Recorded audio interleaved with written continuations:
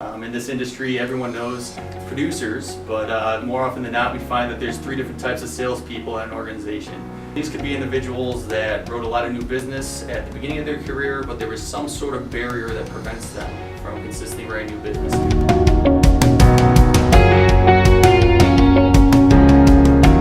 Hello, my name is Megan Bosman. I'm Senior Vice President of our Intellectual Capital team here at Marshberry. Today, I'm here with Chris Rochford, Lead Coaching Consultant of our Sales Performance team. Welcome, Chris.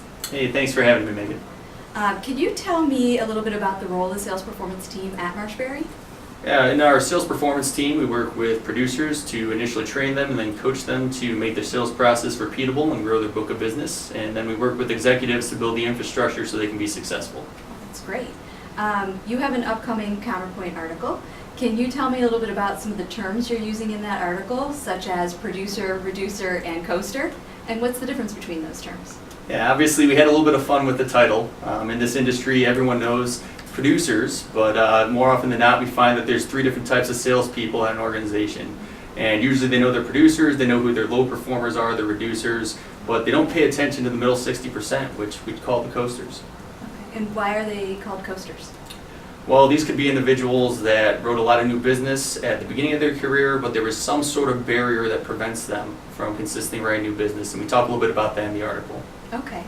Once employees have been identified as either reducers or coasters, can you talk a little bit about how we address performance issues with them? Well, with producers, it's easy because they're the top performers. For them, it's just making sure that they understand their goal, they understand the activity needed to get to their goal. And the reducers is where we often spend too much of our time.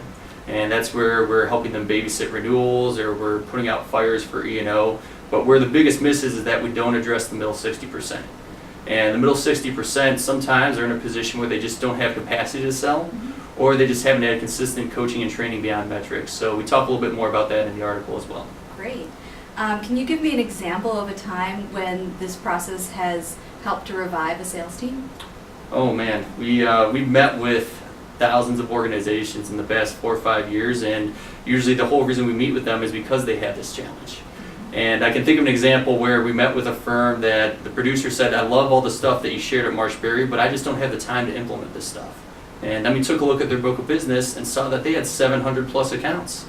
So I was like, all right, I believe you don't have the time. And so that's where we went ahead and we actually transitioned some of their accounts to other CSRs or service staff members at the firm, so that way the producer had capacity, and then they moved from a coaster actually into a producer again. Okay, great. Thank you, Chris, for taking time to talk with me today, and thank you for joining us in the InFocus Content Studio. If you'd like to read more about what Chris is talking about, please visit our social channels as well as marshberry.com for the full article. Thank you.